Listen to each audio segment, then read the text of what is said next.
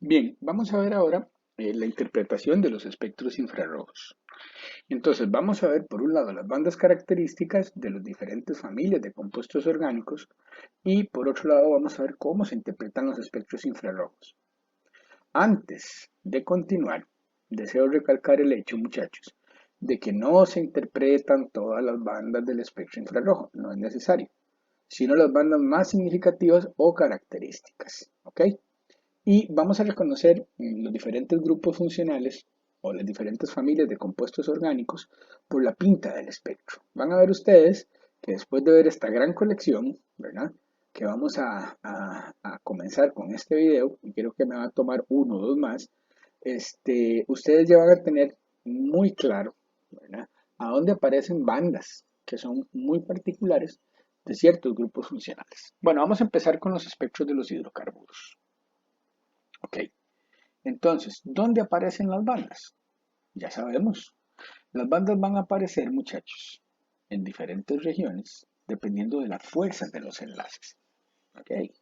Ya sabemos que el enlace triple es un enlace muy fuerte, por lo tanto, para hacerlo vibrar, para que él pueda absorber, ¿verdad? Y pueda empezar a estirarse y comprimirse, voy a necesitar mucha energía. El enlace doble carbono-carbono entonces va a ser intermedio, mientras que el enlace carbono-carbono simple va a tener la menor de las absorciones en esta serie porque es el enlace más débil. De paso, esta absorción en 1200 ya no lo utilizamos mucho como diagnóstico, muchachos, por una razón muy sencilla. Aparece en la región de la huella digital, ¿se acuerdan? Y en esa región aparecen muchas otras bandas, por lo tanto, ¿verdad? Esta banda tiende a confundirse con otras, ¿verdad? Entonces, son muy útiles estas dos bandas, ¿verdad? De los dobles y los triples enlaces. Ok, ¿qué podemos decir de los enlaces carbono-hidrógeno? Esas vibraciones sí generan grandes cambios en el momento dipolar y por lo general son absorciones bastante fuertes en los espectros infrarrojos. Ahora, fíjense ustedes que la vibración del enlace carbono-CP3-hidrógeno aparece entre 2800 y 3000, ¿verdad? Recuerden, ¿verdad? Que el carbono CP3, ¿verdad? Tiene orbitales híbridos con un gran carácter P, ¿verdad? Y con poco carácter S. Fíjate vos lo que pasa cuando vibra un enlace carbono-hidrógeno, carbono sp2, ¿verdad? O lo que pasa cuando absorbe un enlace carbono-hidrógeno, carbono sp, hidrógeno. De ahí, mira, la absorción típica de la vibración de este enlace está entre 3000 y 3100 y la de este enlace está en 3300. Entonces, lo que podemos apreciar acá es que la fuerza del enlace aumenta de aquí hacia acá. Podemos decir que a medida que aumente el carácter S, ¿verdad? En la hibridación del átomo de carbono, el enlace se vuelve más fuerte. Y por lo tanto, las vibraciones características van a aparecer, ¿verdad? A frecuencias más altas. Entonces, bueno, antes de ver el primer espectro ya podemos tener una idea.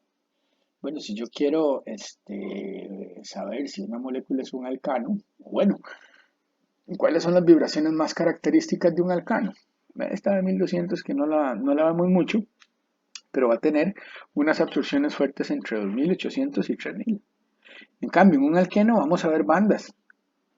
Si, claro, si hay hidrógenos pegados al doble enlace, entre 3000 y 3100 y en 1660. ¿Ok? Bueno, acá vemos el espectro infrarrojo de un alcano. Ok, los espectros infrarrojos de los alcanos, como decía, por lo general crecen, como ustedes pueden ver, de derecha a izquierda, siendo las bandas más grandes las bandas de tensión de los enlaces carbono-hidrógeno, o sea, las que, ¿verdad?, manifiestan el mayor cambio en el momento dipolar cuando los enlaces vibran. ¿Okay? Fíjense que si es un alcano, las bandas salen por debajo de 3000 o hasta 3000 centímetros a la menos 1. ¿Okay? Bueno, podemos ver que hay otras bandas, ¿verdad?, en el espectro del alcano que tienen que ver, como ustedes pueden ver, de scissoring, ¿verdad? O sea, de tijera y rocking hacia adentro y fuera del plano, ¿verdad? De los enlaces carbono-hidrógeno. Aquí también, ¿verdad? Es lo que se llama el rocking, que son bandas más pequeñas porque realmente las absorciones son más débiles, ¿ok? Este es el espectro del octano. Los espectros de los alcanos son limpios y simples, y la banda grande o las bandas grandes son las de tensión carbono-hidrógeno. ¿Ven? Aquí tenemos los espectros de dos alcanos más. Como ustedes pueden observar, bueno, am, a veces aparecen modos de vibración característicos de grupos funcionales tales como, o de grupos funcionales no, de sustituciones tales como el isopropilo, ¿verdad? Entonces, claro, aquí tengo un sistema que puede vibrar, ¿verdad? En tensión, o sea, son tensiones. Los dos hacia afuera, simétrico, y uno hacia afuera y el otro hacia adentro. Entonces tengo dos bandas por la tensión simétrica y la asimétrica. Bueno, en algunos casos, muchachos, se requiere más energía, ¿verdad? Para que haya una vibración de tensión de tipo asimétrico, ¿ok? Que la vibración simétrica. Pero hay que estudiar cada caso. Vean que el espectro es limpio y crece de derecha a izquierda. ¿Ok? De nuevo, aquí tenemos el espectro del enhexano o un alcano típico. Como les decía, ya estas bandas, ¿verdad? Pues no son muy útiles para el diagnóstico, pero si el espectro está muy limpio y tengo una banda muy grande antes de 3000, yo puedo sospechar que es un alcano. Vean cómo aumenta el número de bandas cuando tenemos un alqueno.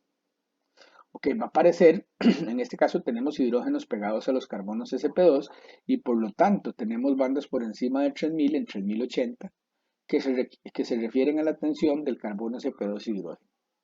Además vamos a tener una banda característica, ¿verdad? Carbono, doble enlace carbono por 1600, ven, es una zona, no aparece exactamente en 1660, no, no, no. En este caso aparece en 1642. El uso de las tablas es muy importante y ustedes pueden tener la del libro y en internet hay millones donde vienen explicados, digamos, o recogidos, ¿verdad? De alguna manera las posiciones de las bandas características. Bueno, aquí tenemos el bending del CH, pero fíjense en estas bandas de acá. Estas bandas también son de flexión, ¿verdad? De esta región de la molécula. ¿Ok? Y estas bandas de flexión son importantes porque, como les decía, en esas tablas, si yo tengo una molécula muy sencilla, ¿verdad? Que no tenga aquí otras absorciones de otros grupos funcionales, que sean solo las de un alqueno o las de un aromático, yo puedo sacar, ¿verdad? Si el alqueno está sustituido, o sea, vamos a ver, los dos carbonos del doble enlace tienen dos o tres sustituyentes, o si es isotrans. Hay tablas para eso. Se usan ya poco esas tablas porque realmente nosotros resolvemos el problema más sencillo, de forma más sencilla, utilizando resonancia magnética nuclear. En el caso de los alquenos, de los alquinos, ¿ok? Y de los aromáticos, los espectros ya son un poquito más llenos de bandas y por lo general más bien crecen de izquierda a derecha, ¿verdad? Obviando la banda grande, ¿verdad? De la tensión carbono sp3 hidrógeno, ¿ok? Entonces vean la pinta. Aquí tenemos un alqueno típico. Banda de tensión CH, banda de tensión CC y estas flexiones grandes que están por lo general entre 850 y 1100, digamos. ¿Ok? Ok, aquí podemos observar un triple enlace. Fíjense que es un triple enlace terminal. Claro, ya sabemos que la vibración de este enlace nos va a generar una banda en una zona donde casi nadie absorbe, que es por 3300. ¿Ok? Ahora, claro, fíjense que es el 1-octino. Aquí hay un montón de carbonos, sp3, ¿verdad? Enlazados a hidrógeno y por supuesto que va a haber una banda muy grande antes de 3000 de todas las tensiones de estos enlaces. Bien, cuando el triple enlace se encuentra en una posición terminal, sí hay un buen cambio en el momento dipolar del mismo y por eso tiende a existir una banda, muchachos, ahí por 2200, ¿verdad?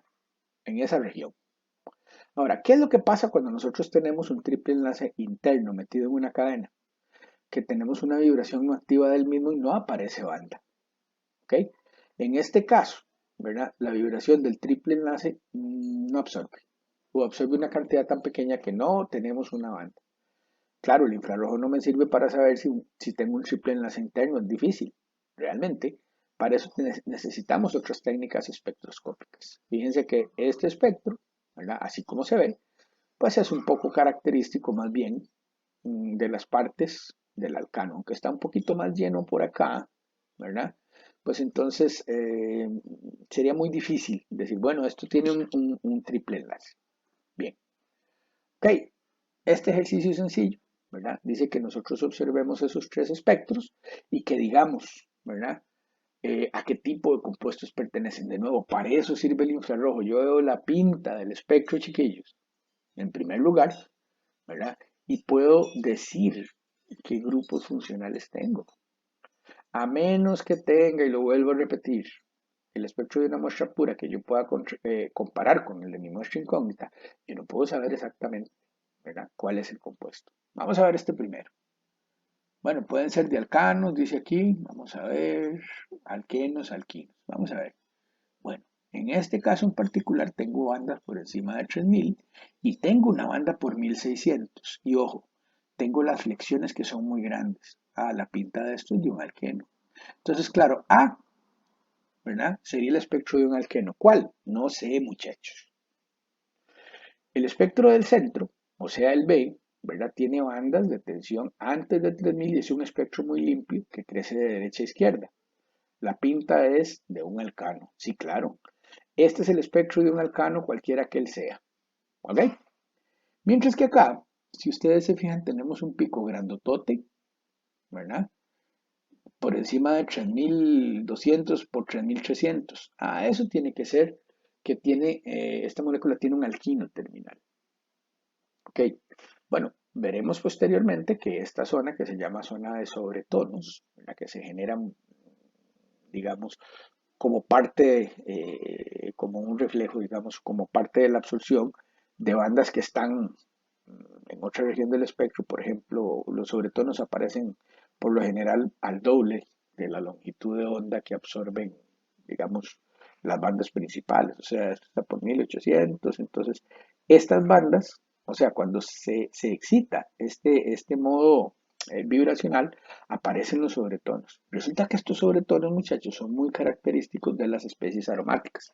Entonces, hasta yo podría decir, bueno, hey, con este espectro, ¿verdad? Y como los aromáticos tienen dobles enlaces carbono-carbono, yo puedo ver, mira, de ahí, aquí hay una banda por 1600.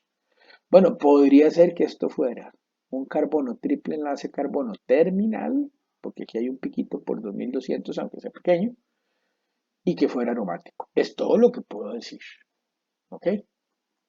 Bien, vamos a hablar ahora de las especies con hidrógenos unidos a elementos electronegativos. ¿Ok? Entonces, por lo general, ¿verdad? Debido a la generación de enlaces de hidrógeno, yo voy a tener bandas muy anchas, ¿verdad? En el caso de las especies que se asocian, alcoholes y aminas y ácidos, que son bandas características entonces de los enlaces de hidrógeno, ¿verdad? De los enlaces normales de las moléculas, ¿verdad? Los enlaces sigma corrientes y de los enlaces de hidrógeno. Son muchos enlaces absorbiendo y por eso estas absorciones van a ser muy amplias. Bueno, veremos posteriormente en un ejemplo que pueden haber enlaces de hidrógeno intermoleculares entre dos moléculas distintas o intramoleculares y yo los puedo medir, ¿verdad? O los puedo ver utilizando el infrarrojo. ¿Ok? Bueno, vean, aquí tenemos una tabla donde aparecen más o menos diferentes tipos de grupos funcionales, pero de 2500 para arriba aparecen bandas muy extensas de OH y de NH. ¿Ok? Bueno, si yo tomo un espectro en fase de vapor de un alcohol, ¿verdad?, donde no hay una gran asociación de las moléculas de alcohol, yo puedo ver señales que corresponden a los puentes intramoleculares, si son posibles, o sea, dentro de la misma molécula, o los inter entre dos moléculas diferentes. ¿Ok? Entonces, el infrarrojo sí me puede servir para estudiar el grado de asociación de las moléculas que generan enlaces de hidrógeno. Bueno, miren, esto que vemos aquí es el espectro típico de un alcohol. Esta es la pinta. ¿Cuáles bandas yo tengo que observar para decir que es un alcohol? Después vamos a decir algo más viendo el resto de bandas. Pero tiene que ver, fíjense, en la forma de esta banda. Es muy característica. Si yo veo una banda, una absorción así de intensa, con esta forma yo puedo decir, mira, es probable que la molécula tenga OH. Pero además, si es un alcohol, yo tengo que ver la tensión del enlace CO. Muchas veces no la veo claramente, muchachos, porque se confunde con otras bandas. Sin embargo, esa banda que aparece por lo general entre 1000 y 1000, hasta 1200, muchachos, este, es una banda intensa y aquí parece que está revuelta o aparecerá metida aquí con estas. ¿Ven? Con solo estas dos bandas yo puedo decir que es un alcohol.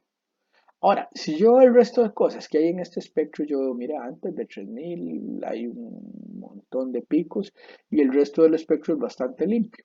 Claro, es el 1-butanol. Es una molécula que tiene OH, que ya lo vi, con sus dos bandas características, pero además, ¿verdad? Que tiene un cuerpo o una estructura de un alcano. ¿Ok? De nuevo, muchachos, ustedes se tienen que aprender las bandas de memoria. No, van a ver que de ver y ver y ver espectros, ¿verdad? Uno se va acostumbrando a la pinta y entonces a veces ya ni necesita la tabla. Pero tienen ustedes que saber, ¿verdad? Que deben de manejar muy bien las tablas ustedes para saber dónde aparecen las vibraciones características de los compuestos sin aprendérselas de memoria. Bueno, aquí tenemos una amina secundaria, ¿verdad? Y fíjense ustedes que en el caso de las aminas, vamos a ver, también hay una absorción que es extensa porque empieza como por 3500 y termina aquí por 3100. Ahora, vean qué interesante. Esta banda, ¿verdad? De acá, es mucho más pequeña del alcohol que la del alcohol. ¿Y por qué? Bueno, además, es bastante particular porque tiene solo un pico en esta región que se debe a la tensión de un solo enlace NH. Bueno, pero ¿por qué esta banda creen ustedes que aparece como más pequeña? Bueno, está muy, muy claro, muchachos, ¿verdad? Es que el grado de asociación o la fuerza de los enlaces de hidrógeno en una mina, y sobre todo secundaria, es mucho más débil que el grado de asociación y que la fuerza de los enlaces de hidrógeno en OH. Y a su vez el cambio en los momentos dipolares no es tan grande, razón por la cual esta banda parece como más pequeña. Bueno, después veremos algunas bandas más de aminas. Ahora estamos viendo lo que son las bandas, digamos, de este tipo de enlaces que producen o generan asociación. Ah, muy interesante. Cuando tengo una mina primaria, ojo, por lo general aparece esto como dos picos, porque claro, voy a tener dos hidrógenos que pueden vibrar, ya ustedes saben, ¿verdad? Con una tensión simétrica o asimétrica. Y entonces por eso van a aparecer dos picos. Claro, de nuevo, ¿verdad? Los enlaces de hidrógeno en una mina son más débiles que en un alcohol y por lo general estas bandas, aunque son amplias, van a ser más pequeñas que las de los alcoholes. Ya vimos que cuando tengo una mina secundaria va a aparecer solo un pico, ¿verdad? Porque solo hay una vibración, NH. Y claro, de nuevo fregado, muchachos, si tengo una mina terciaria, no aparece nada en esta zona porque no hay la formación de enlaces de hidrógeno. ¿Ok? Entonces, para una mina terciaria es mejor utilizar otras técnicas espectroscópicas que nos ayuden, aunque como veremos después, tal vez hay otras bandas por aquí que sirvan para caracterizar a las aminas. Ok, bien. Enlaces carbono-nitrógeno ahora. Veamos a ver. Carbono-nitrógeno normal por 1200. Malo, ¿verdad? Si ese CP3 es el carbono, esta banda va a estar metida, chavales, metida en la huella digital. C doble enlace N, 1660, como un doble enlace carbono-carbono, si la voy a ver. Y los nitrilos, por supuesto que aparecen en la región donde aparecen los triples enlaces. ¿Ok? Y dice aquí que las bandas estas por lo general van a ser fuertes. Bueno, en minas muy sencillas, ¿verdad? Compuestos que no tengan muchos grupos funcionales, esta banda sí me va a servir de diagnóstico. Fíjense que bien el espectro del butironitrilo. ¿Ok? Bueno, tiene una banda muy fuerte de el enlace triple, ¿verdad? Y no hay una banda grande en la zona de 3100. Claro, quiere decir que lo que tengo es un nitrilo y no un alquino terminal. El resto del espectro, como ustedes pueden ver, es el espectro de quién? De un alcano. ¿Ok? Bien, las posiciones de las bandas de los grupos carbonilo están influenciadas, muchachos, por los grupos que tengan alrededor. Fíjense ustedes, ¿verdad? Que si tenemos dos grupos alquilo en una cetona, la banda va a aparecer alrededor de 1710. El aldehído también. En el aldehído, además, vamos a tener una banda doble. Ah, vean qué interesante. ¿Verdad? De la tensión, ¿verdad? Del enlace carbono-hidrógeno y carbonilo, ¿verdad? Simétrica y asimétrica. Por eso van a aparecer dos picos, ¿verdad? Pero los aldehídos se pueden identificar en ese sentido de manera sencilla, sabiendo que hay dos bandas que son características. Las del carbonilo, que aparece más o menos por donde aparece la de la acetona, y esta vibración en 2700, 2800, ya lo veremos. En los ácidos, bueno, el carbonilo también aparece por ahí. Veremos que depende de quién sea él, porque si está conjugado la banda se va a correr a frecuencias más bajas, ¿ok? Pero por lo general los carbonilos aparecen en la zona de 1660 a 1800. Hay carbonilos que salen hasta 1800. Bueno, ven, esto que ven ustedes es el espectro de un ácido carboxílico, ¿ok? La pinta característica del espectro de un ácido carboxílico, ¿cuál es? Una región enorme de tensión de OH y de los enlaces de hidrógeno.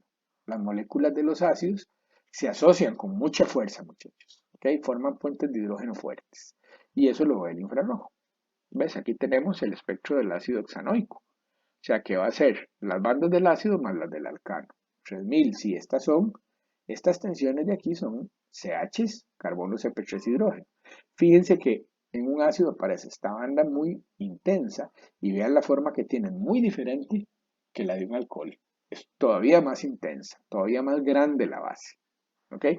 La banda de carbonilo, que es una banda que es muy grande, ¿verdad? Vean que esto es un solo enlace, pero el cambio en el momento dipolar es muy grande, por esa razón esta banda es grande. Ahora, vieran ustedes que este dímero que se forma aquí, que es responsable, como dice acá, de qué tan ancha es esta señal, de qué tan grande, también se ve por 900. La flexión de este sistema fuera del plano es una banda que se ve por 900. Entonces, resumiendo, un ácido, una banda muy intensa, más que la de los alcoholes, ¿verdad? Uy, de 2500 a por encima, puede ser hasta por encima de 3500, dependiendo del ácido. Un carbonilo y una banda por 900, que es la flexión fuera del plano de esta historia. Bueno, vamos a ver después que los anhidridos tienen dos bandas, porque tienen dos carbonilos, movimiento simétrico y asimétrico, y que los ésteres van a tener una banda de carbonilo y una de CO. Los cloruros, en cambio, van a tener las bandas de carbonilo que aparecen a frecuencias más altas, de 1750 a 1800. Ok. Aquí tenemos una acetona alifática, que no tiene ni dobles enlaces ni aromáticos. Bueno, ¿cuál es la banda característica de una acetona? El grupo carbonilo que está por encima de 1710 o por 1710. Vean que el espectro de este compuesto es muy sencillo. O sea, es el cuerpo del compuesto, la base del compuesto, que es un alcano, ¿sí? Esta banda y más o menos limpio aquí. Y el carbonilo. Ahora veamos el aldehído. Ah, muy interesante, ven. Estas dos bandas de la tensión de este sistema, simétrica y asimétrica, muchachos, aparecen antes de 3000. ¿Ok? 2800, 2700. Si yo veo esto y veo una banda de carbonilo ahí por 1710, 1720, yo puedo concluir que es un aldehído. Fíjense que también aparecen, ¿verdad? Unos sobretonos, unas bandas de combinación, siempre por 3500, ¿verdad? Que tienen una basecita y un pico. Esto aparece en muchos aldehídos y cetonas. Bueno, en otros no. Pero a mí me ayuda a saber esta banda junto con estas dos y esto que yo tengo un aldehído. Bueno, la pinta de los espectros nos ayuda a saber cuáles son los compuestos que los producen. Bien, ahora fíjense ustedes, de nuevo, muchachos, que las bandas aparecen dependiendo de la fuerza de los enlaces. ¿Qué pasa en los carbonilos que están conjugados? De chiquillos, los carbonilos que están conjugados tienen una longitud intermedia entre un enlace simple y un enlace doble porque están conjugados. El híbrido de resonancia es una mezcla de estas dos cosas. El proceso de conjugación o resonancia lo que hace es que debilita, digamos, a este enlace. Y por lo tanto, las especies conjugadas o los carbonilos en especies conjugadas van a tender a aparecer por debajo de 1700 centímetros a la menos 1. Bueno, fíjense aquí, ejemplos reales en la ciclohexanona. Este aparece en 1685, ¿verdad? En el butenal en 1690, más o menos lo mismo. Y está en 1687 del ácido porque, claro, este carbonilo se conjuga, como ustedes pueden ver, ¿verdad? Con el anillo aromático.